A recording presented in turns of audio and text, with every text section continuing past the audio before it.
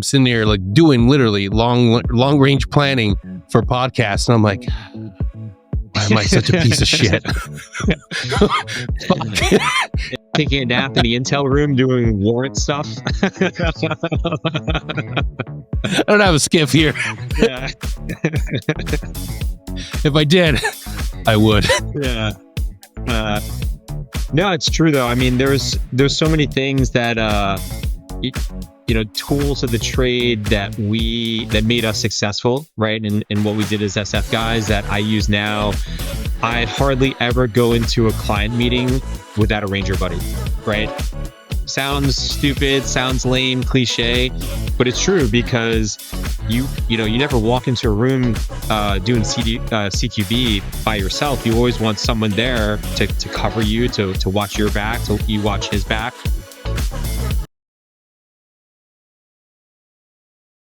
Ben Harrow, how's it going, man? Good, dude.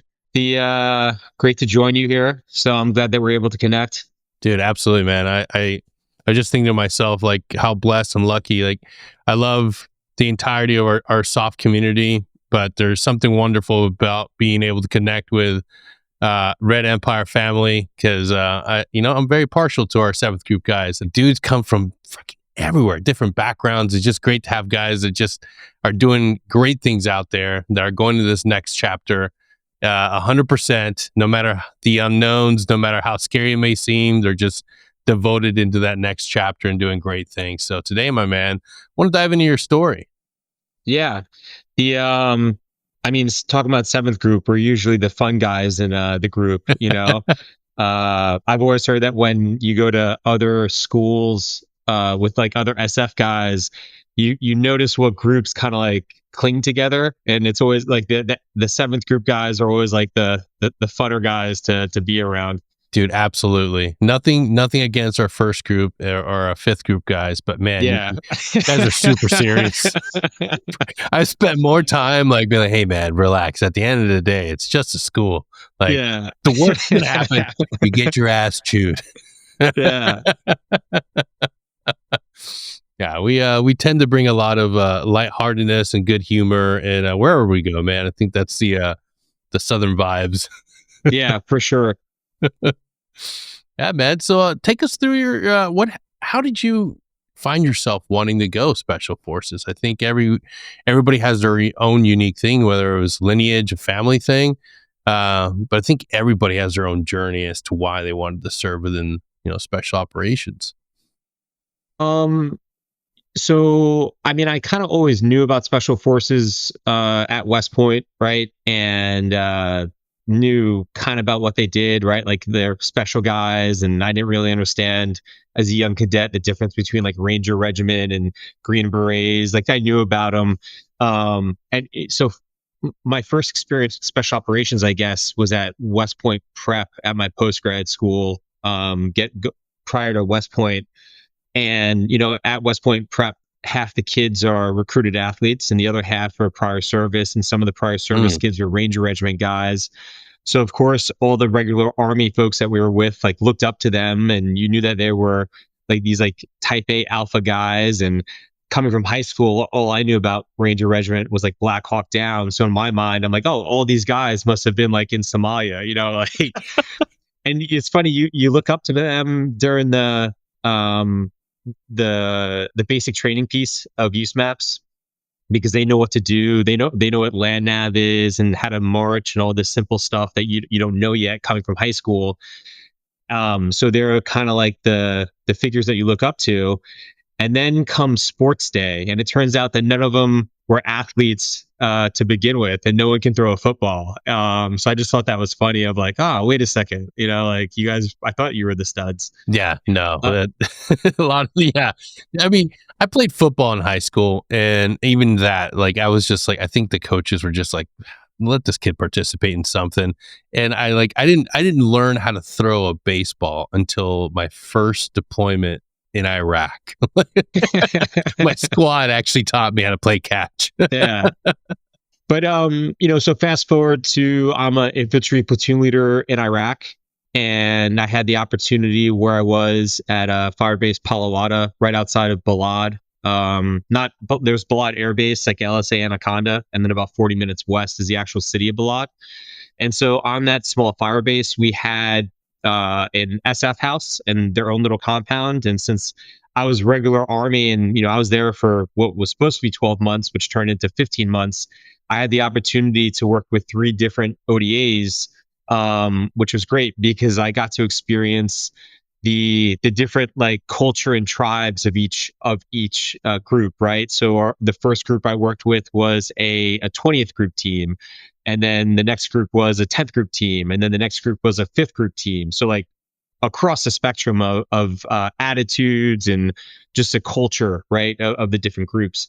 And lucky enough, my platoon, we were able to do a lot of operations with them. We were really like their outside cordon for a lot of their raids that they did on the objective. So I had the opportunity to ride on the 160th birds, and to do a lot of cool stuff with them. And it wasn't just like the cool action Hollywood stuff that you see like in the movies, which is part of what we do. But I got to see the full kind of mission set of, all right, well, the team leaders meeting with these sheikhs, and I was able to be in the room sometimes just because I was working in that battle space also, and the sheikh knew me and I knew the team leader, so sometimes I'd be allowed to be there for some of the meetings, and just to see also like the 18 Charlie was out building up a flat range for the police force that they were working with, and just all the different jobs that they were doing. It just really interests me. And then, you sprinkle in the cultural component too, where they really were, embedding themselves and working with the police force. And once again, each group did it differently. Some were maybe more open to the Iraqi culture and food and hanging out with the Iraqis compared to some of the other guys. So it was just an interesting, front row seat to special forces and what Green Berets do. And I was like, I really like this. And, I kind of felt like they were the varsity and I want to play in the varsity. And so when I was in Iraq, I put my packet in to go to selection. And when I came back, I ended up going to SFAS a couple of months afterwards. Yeah, that's a story that is similar to a lot of our guys in that GWAT era. Like some of the best recruitment that we could ever do is just get our conventional forces near Green Berets when they're actually deployed. Like that's certainly what gave me that sense of like, wow, like these guys are exactly like you said. This is the varsity team. Like they go out at night and they get shit done. Everything's quiet after they leave. Yeah, yeah. You just saw like you saw you saw success, right? You saw progress. Yeah. And the same experience that I had as an infantry PL, I remember that. So when it came to me being the cool guy, and I showed up on the fob wearing old school DCU camo, and all the infantry platoon kids are in like the new ACUs, and all the striker guys that we were working with, like, oh, I have the beard and the baseball hat. I made sure not to be, I made sure not to be like overly cool, but I was welcoming and like, hey, like I talked to them, and my I kind of I wanted to make sure that my team did the same too. So we were very open and welcoming to the partner force, the infantry uplift that we worked with, and brought them into the ODA. So we were never too cool for school. Yeah, no, you can't be I always say this, and I'm still dear friends with a lot of my uplift dudes. Dude, there's nothing greater than being able to influence or be a positive impact to that young paratrooper, that young soldier. Like at the end of the day, the infantryman, that's the backbone of the friggin' combat. Yeah. That's the individual that's really truly like we support them as Yeah. much as they're attached to us for our operations. Like in conventional warfare, in the real nitty gritty in our history, the infantryman, that's an individual that we need to support and rally behind. And there's nothing greater than being able to be that senior SF guy that they look up to, and like they're going. Some of them will go to selection, just like you did, just like so many of us have. So there's certainly it comes a lot of responsibility to make sure you're putting your best foot forward. And I just remember every time you're welcoming a new uplift, you're just like as a senior guy on the team, you're just like, dear God, please make sure my seniors don't beat them up or treat them poorly. No worries, man. See, this is why I like to do everything in studio, because I also have a team helping me, because I need an 18 Echo. You're being a real 18 Alpha right now, sir. Nah, man, you got to jump into this. Who didn't load my radio this morning? Oh, man. Well, that's a shit show. Bring me my kit. Yeah, bring me my armor. Man, no, you gotta jump in, do it indie style, man. That's what I love about this. I've had to learn how to do everything, how to figure everything out. It's like every time I sit down, looking back where I started with my Zoom account and my Yeti microphone, I'd be like, fuck, dude, like come a long way. Dude, I get it. I mean, that's why I'm the same way. Like, and I think that just makes good SF guys, right? Of you want to get hands on and do it the best and learn it, right? And what is the saying? We're a jack of all trades, master of nothing. And so yesterday I got the camera, I got the mic that apparently isn't working, the camera that apparently isn't hooked up to the computer. But this morning I did my rehearsals on my Google chat, and I got it up on my computer. I launched a video on my phone. I'm like, all right, I'm talking to myself, I hear myself. And then sure as shit, Murphy, we were doing it on your podcast Riverside program, and my cameras don't want to work. So it's good to have a pace plan. Yeah, it's amazing though. How awesome it is to like get into something and be a beginner again. Like, yeah, to learn something new. Like there's something to be said about the individual that gets relaxed and they think they master something and they're like, I'm gonna stay in this domain. And that's why I champion and tell guys like, hey, make your next chapter something wild, crazy. Go after that big dream. Go after something that's completely scary, completely unknown. And you'll realize that your passion is in learning and in teaching and in mastering new skills, things that you're passionate about. For me, I always thought that the military was the pinnacle. That was going to be the only thing I ever wanted to do for the rest of my life, be one of those guys. And there's nothing wrong with being a 35-year guy of, going hard in the paint forever. But reflecting now, looking back at my life, I realized that no, like that would never have suited me. Like that's not, like, looking where I'm at today, all the things that I do, it's a lot of work. It's not easy, but boy, is it rewarding. And I think that's something that's unique to our service members. I think within all of us, there's a guy or gal that's an entrepreneur, that's a business owner. We wanted to venture out into the unknown, and that's exactly what this world is. Yeah, I mean, that's part of when I got out. Obviously, I towards the end of my team leader time during my second deployment, we're just the summer help on the team, right? So your time is limited, but I love being a team guy. I love being a PL. I was always a PL. I never did any staff time, like, knock on wood. I love being a team leader, and towards the end of my second deployment to my second deployment on the team on a team, my time was kind of coming up and trying to figure out what's next, and that was something I did. I understand it, the career progression and as an officer in the Army. But I just love being on a team and trying to, figure out like the game, right? Of like, all right, I have this job. If I want to stay in, I need to get this job, and the politics of it. I didn't really like that. And I didn't want to I saw what a AOB commander did, and I didn't want to do that. And I didn't want to do the desk thing. So I, was either going to put my packet into JSOC and go, further down the rabbit hole of special operations, or I was going to get out completely and, go to grad school and figure that out. And obviously I stepped on a bomb, so the decision was made for me. But fast forward to the transition piece, talking about doing things that make us uncomfortable or unknown. Like everyone getting out of the military, trying to figure out like what's next. I did an internship at a intelligence agency up in Northern Virginia, and was cool because I was around a lot of other SOF people from the community. But for me, it just felt like I I was on the bench, right? I'm not like in the field playing. And I just realized that, if I'm going to do something, I want to do something completely new and take all that my skill set and what made me a great SF guy or a great soldier, a great officer, and I want to apply that to something else and go be successful. I just don't know what that something else is. And that was the biggest challenge for me, was trying to figure out, like, all right, what is that? Right. And I used my time at Walter Reed when I wasn't rehabbing and learning how to walk again, doing different apprenticeships and just tasting different things. I was a law major in college. I did an internship at a law firm for like a week, and I realized, you know what, I don't want to do homework for the rest of my life. I don't want to be a lawyer.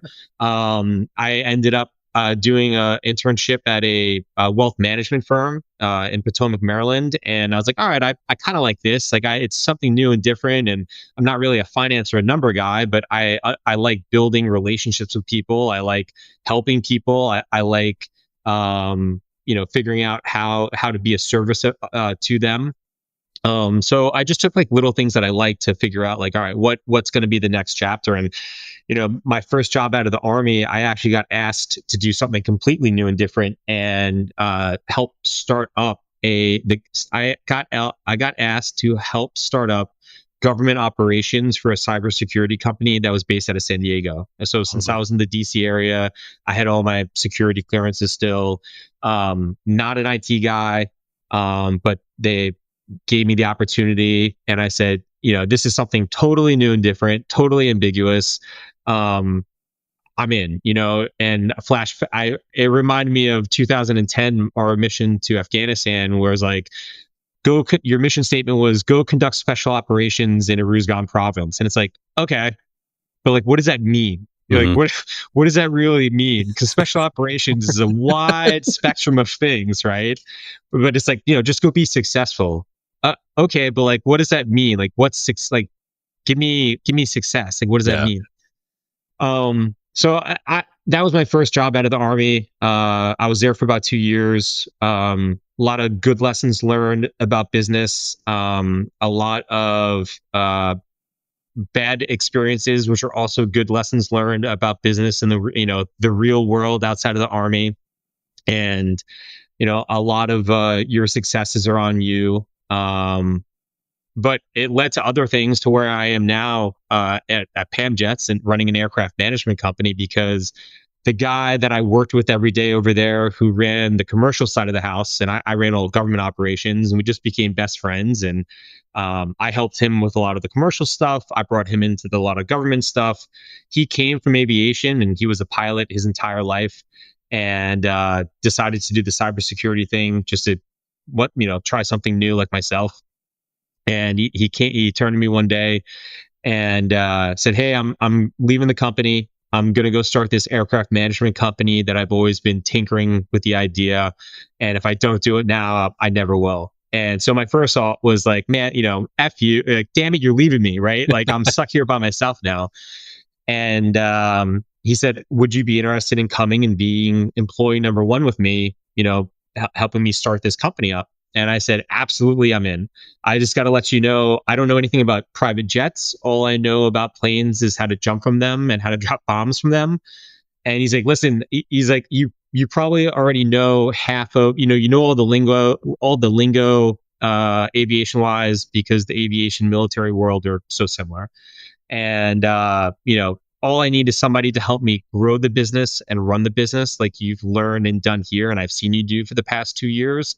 I need you to do that for me over here, but now instead of cybersecurity, it's airplanes, right? And I was like, all right, done. And that's what I think makes us so valuable as a good SF guy, is you're just an operational problem solver. Like, it's so broad. And I hate to be so generic about it, but that's what we do. You give us an ambiguous problem set and tell us to go be successful, and I can go be successful. I'll figure it out, whether it's cybersecurity, whether it's aircraft management, whether it was trying to figure out how to get myself up and walking again. I'm here to solve the problem. Yeah. Our guys forget how much we thrive in ambiguity. You've been trained for it your entire career. Even our conventional brothers and sisters, like, you've done well with shitty problems that are ill defined. And now when you go in your transition, when you look into the civilian world, you want something that's easy and cookie cutter. But then you complain about the fact that those easy and cookie cutter jobs either don't pay well or leave you feeling unsatisfied. Well, you got to dig down deep. You got to find your courage and go into something that seems unknown, that seems a little scarier. Like, going into that, like, that is like, and understanding that we're well suited for this. I have to imagine you still had some, at least some trepidation, a little bit of fear of going into, like, working with aircraft. Not really. I got to be honest. Nice. It's a world I knew nothing about. It's the 1% that have these planes and these toys. Our clients are just high net worth individuals or Fortune 500 companies that have these jets for business and personal use. And it's very similar, to what we were doing. It's just the plane is really just a tool for them to achieve mission success, right? It's for them to get from New York to LA for work, just like we would get from, the fire base to here on a helicopter for work. Which, because I'm not a pilot and I don't have a lot of, I guess, I'm not fanboying over being a pilot. Like, in my eyes, they're just, you're the Uber driver that's going to take me from the fob to the objective. It's the same thing. So the plane is a tool for them to achieve whatever mission is that they're trying to achieve. Yeah. And how's Pam Jets grown over the years? Slowly but surely. We joke that we're in the get rich slow business. So, but good. We've been around for 8 years. Started true, like, from zero, and we were able to have, uh, one plane turned into three turned into five went back to three jumped up to six went to nine went back down to seven. And it's not that we were doing anything wrong, just people have their planes, businesses have their planes, they sell their planes, right? That's just the nature of the business. So, fast forward to now, we have, looking at my map, 16 aircraft under management. So, I am responsible for almost $300 million worth of equipment that gets these people around that they use. Still using that same bullet. Yeah, exactly. You caught you, motherfucker. Yeah, I gotta get my promotion. Oh my God, it's fucking Yeah, hilarious. yeah. Oh man, yeah, it's got to be pretty freaking cool to be able to look at that and see where it started, having been there from the very beginning. Oh man, I mean, the startup days of it was myself and Dave and Tony, who's the other founder. Dave and Tony, the founders. I'm really employee one, right, with them. But in the beginning, we're all employees, right? So it's not like someone comes in and, Dave or Tony sipping their coffee, watching me, like, slug it out, trying to figure out who to call that has a plane. It was literally the three of us, sometimes four, with the other guy that we was working with us at the time, in this little office, just trying to figure out, like, who's got a plane, like, who do we need to go meet with, right? And it was just trying to figure it out. We tried to figure out a lot of different. We're trying to be very creative with revenue streams, right? Like, once again, creativity and problem solving. So, I mean, we had conversations with, I mean, there's some funny ones out there, just through the aviation network. Oh, there's this guy that knows, I kid you not, the president of some African country that has some jets. You think it's almost like a spam letter, like one of those things of, like, the deposed prince of Nigeria trying to call, send me your bank account, right? One of those emails. I But have a plane for you, sir. yeah, but I shit you not, we did take that phone call, and we tried that. We even thought about buying aircraft to lease, to potential owners. But in the early days of anything, you're just, you're just trying to throw it, you're throwing stuff up on the wall and you see what works. And by doing that, you also start to realize what works and like what's your foundation and base. And for us, for after about 2 years of wins and losses, I was very good at keeping data, right? Of like, we had this meeting, this worked, they're a client. We had this meeting, this didn't work, they're not a client. So after about 2 years, I was able to pull up all this data, and I sat down with Dave and I said, it's actually really interesting because we're batting 1,000 with people that we meet with and they become clients that come from a service industry, or they understand and they're looking for the service piece and not so much a commodity industry. So if we were going to take a meeting with somebody and say they come from they're like a car dealership and they just want to know, hey, can I get fuel 10 cents cheaper from you than the other guy? You're probably not our client, because what we sell is a high op tempo, high level of service product, right? It's a white glove 24/7 concierge type service for accounts and aircraft that are flying all the time, right? So our first client, they had a G650, so really big plane. They flew 1,300 hours a year annually. And just to put that in the reference for someone that doesn't know it in the aviation space, planes normally fly on average, that type of aircraft, like 300 hours a year annually. So it's flying 4 times what it normally flies. And they would do trips. They'd launch out of New York. They go straight overnight to China. They do 3 days in China. They'd head over to Russia. Then they go to Turkey. Then they go back to China. Then maybe they hit somewhere. They go to Milan. And then they come back to New York. And our pilots, because they flew around the world so much, we didn't care that they were all based in New York. We had a guy that lived in Europe, so 4 crew members. Where the plane was going, we would hop the crew around and make sure that they were there to relieve the other guys.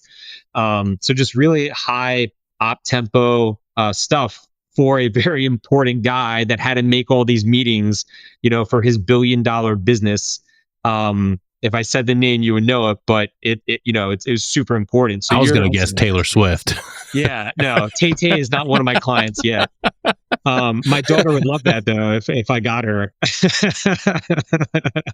Dude, that's wow, holy shit! Like, but we realized, so sorry, just to circle back. So I had realized that that's our client, right? So when we go and sit down with somebody that I already know is going to say no, it's wasting my time, which means that we can be spending that time going after people that we know do want our service, are willing to pay for that level of service.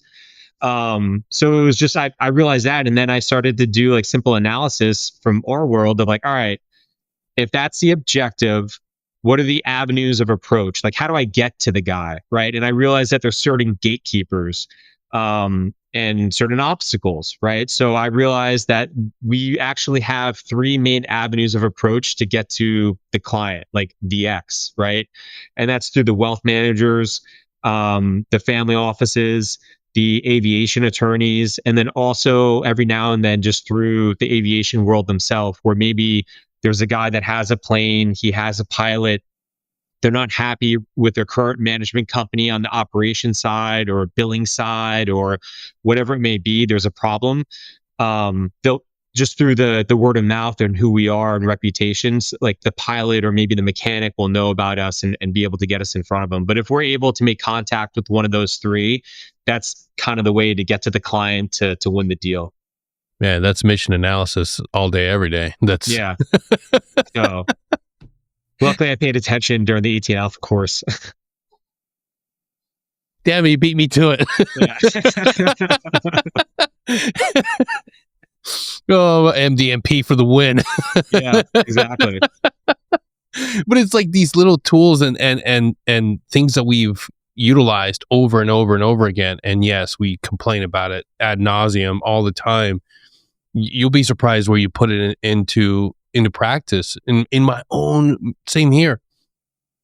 Building a business, managing multiple shows, never in a million years did I think I had to sit down and lean into like all of my warrant officer tactics and time management, long range calendar planning, and I'm sitting there like doing literally long range planning for podcasts, and I'm like, why am I such a piece of shit? Yeah. Damn you, Chief Montez. Oh, you're not just really taking a nap in the intel room doing warrant stuff? I don't have a skiff here. Yeah. If I did, I would. Yeah. No, it's true though. I mean, there's so many things that tools of the trade that made us successful, right? And what we did as SF guys that I use now. I hardly ever go into a client meeting without a Ranger buddy, right? Sounds stupid, sounds lame, cliche, but it's true because you never walk into a room doing CQB by yourself. You always want someone there to cover you, to watch your back, to you watch his back. And when you're having a client meeting with either the client, the attorneys, the wealth managers, whoever, you need to be on engaged. So it's good to have somebody there that's another set of ears that can pick up on stuff. And then that way, when you need to pause or take a break, he can kind of pick up the rate of fire, continue the conversation, and then you're able to listen and pause and put stuff together. Yeah. It's man, like these little bits of knowledge you're dropping right now, like if you're listening, please just take a few things, take a few notes, like write this stuff down. The book will be coming out one day. But these are the mini like officer development or NCO development. Like we don't often get that on the outside.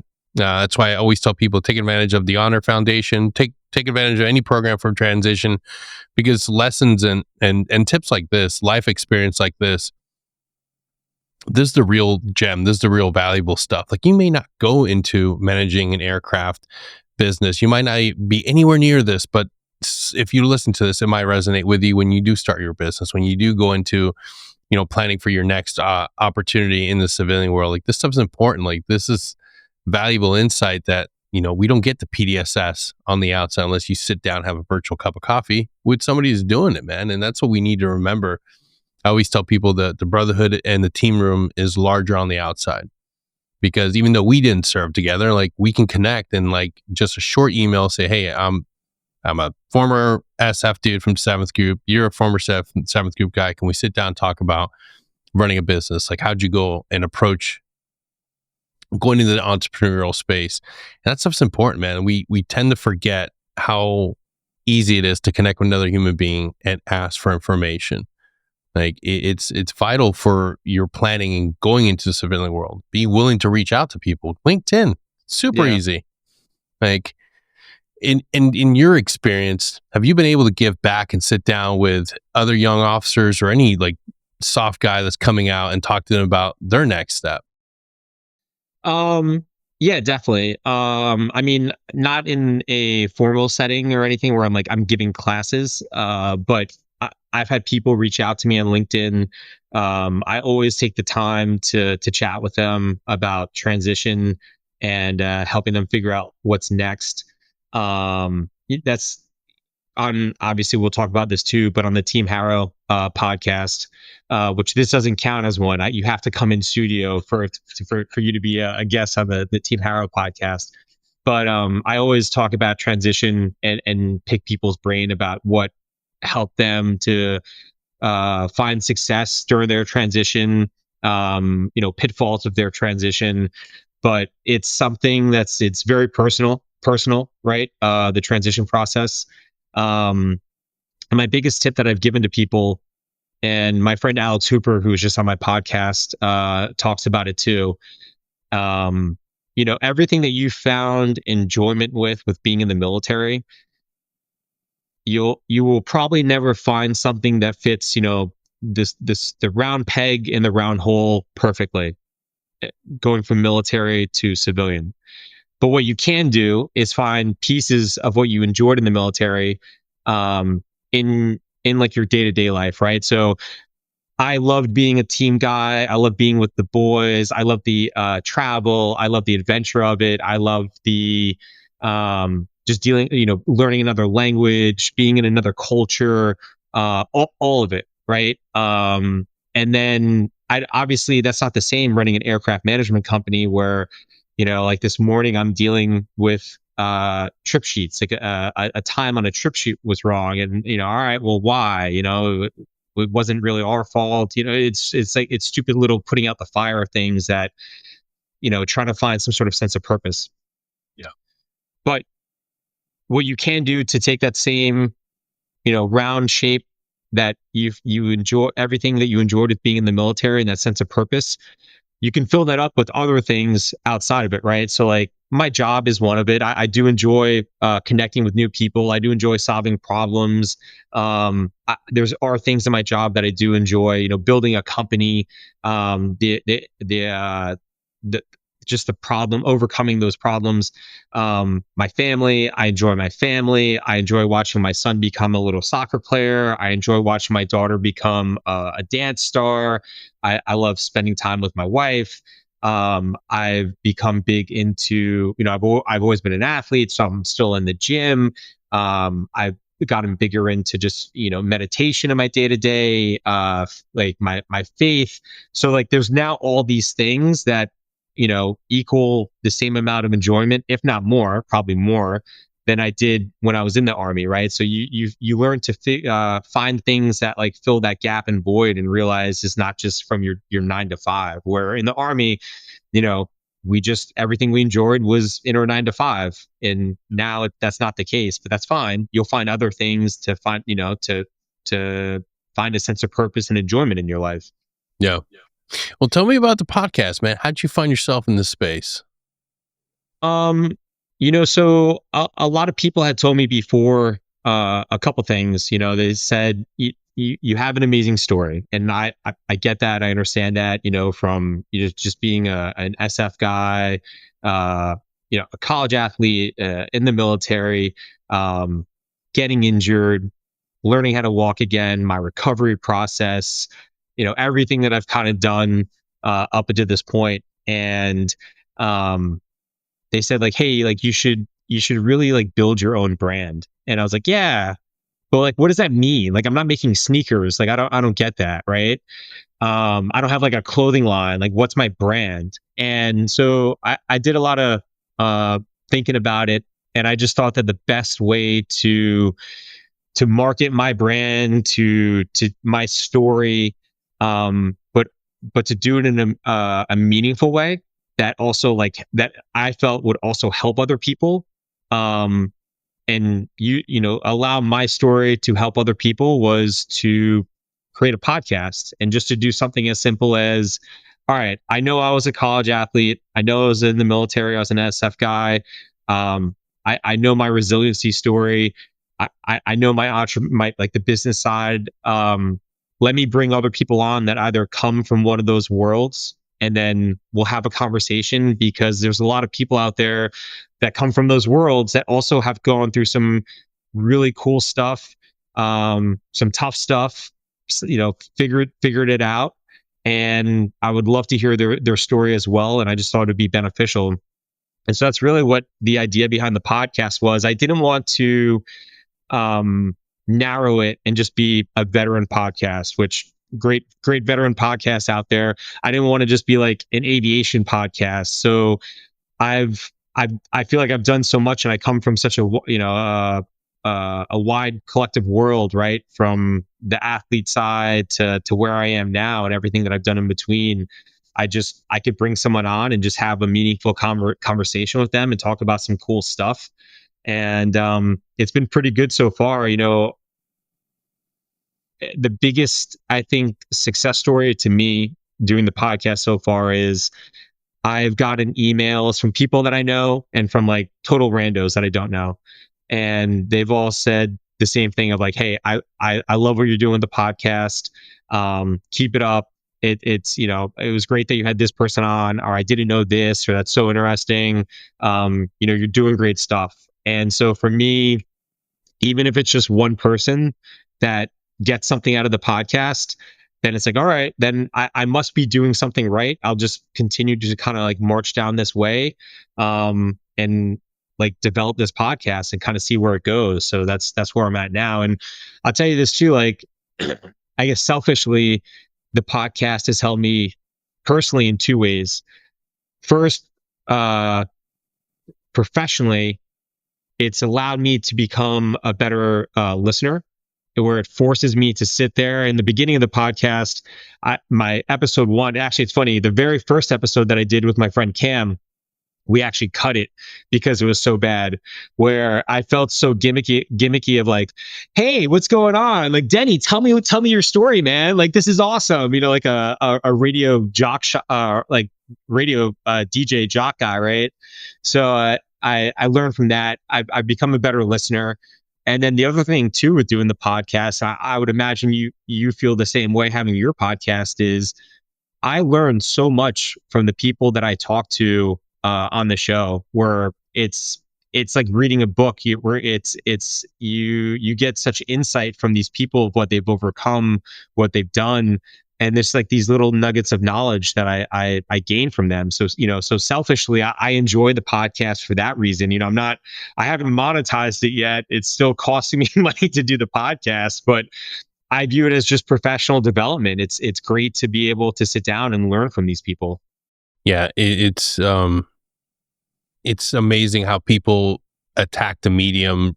Like recently had somebody posted, we need a, it's like, it's a satirical post. They were joking, but still it's like, we need to make podcasting equipment more expensive and for some people illegal. I'm like, what's wrong with people sharing some good? I get it. There's a lot of bad content out there, but if people want to get on there and put something positive out in this space, like, do it. We need more of it, not less of it. We need encouragement of it. I've always said this, you want to be the change that you want to see, right? And so you want to be that example. And that's just why I've done it. And getting into it, it was intimidating at first because, all right, like I want it to look good, I want it to feel right. But I realized too, it's like the first time I went into the gym, I had no idea what I was doing in the gym. Like now at 44 years old, I can walk into a gym. I know where everything is. I can look at people. I can see if they, you can tell like what they do, if they're in shape. You just know, right? Being in a gym environment.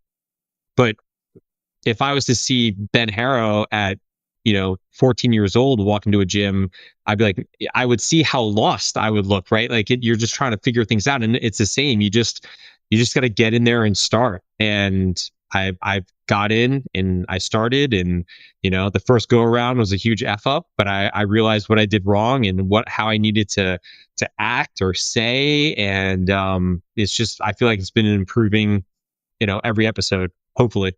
Yeah, man, it's something that you're passionate about it, and you're pouring, and it's in your heart's in the right place. It's not about, like, I always tell people when they get into this, it's like, look, if you're looking to make fast money and you don't have notoriety, you don't have the name brand recognition with a book deal or a huge YouTube following, like, bring the expectations down a little bit. Like, really truly figure out, like, if you're passionate about it and what your mission's going to be with it. And if there is a mission, there is something passionate within you that you want to share, then go after it, get after it, and then don't stop. Keep throttling, keep doing it, keep going after it, because our veteran space is filled with negativity. I can go on YouTube and find 15 channels and all they do is destroy somebody or something. Monday quarterback this operation, 15 reasons why this guy's a piece of shit. And I'm like, hey, all 15 are valid and I'm in agreement, but let's do 15 reasons why you should get out of bed today and be a better person. Like, let's focus on some good, because it's interesting how we're so quick to kind of eat our own. The veteran community can sometimes be its own worst enemy at times. Yeah. And like I said, some are absolutely valid. Some are 100% valid, but I don't need to add more fuel to the fire. My opinion is not that important when it comes to a certain person. It's not. It's really not. We all have our opinions. And at the end of the day, if somebody else has done the work and really done a really thorough job of exposing something, let them get the credibility. Let them be highlighted and supported for doing the work. we don't need another. We don't need like the YouTube recaps of the recap of the recap of the episode. Yeah, It's too much. Where do you see the show going? What's that? Where do you see the show going and evolving as we move forward? It's a good question. I'm still kind of figuring it out. I in my mind, it's like this big ball of clay that I'm kind of molding into something.